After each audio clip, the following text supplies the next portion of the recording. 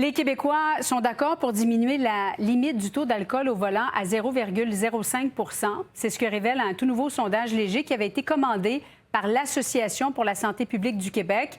Zoé, les oppositions à l'Assemblée nationale sont en accord aussi.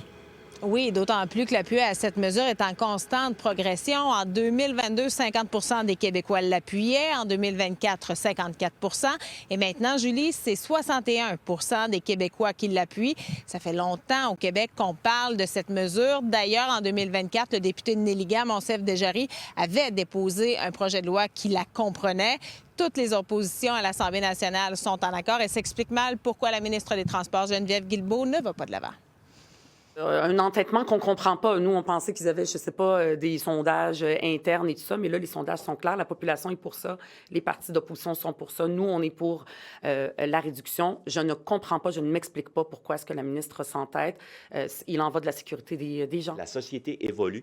On est la dernière province au Canada à ne pas l'avoir adopté. Ça sauve des vies. Alors, c'est à Geneviève Guilbeault à nous dire pourquoi elle ne voit pas l'évidence. Il y a le projet de loi libéral qui est déposé.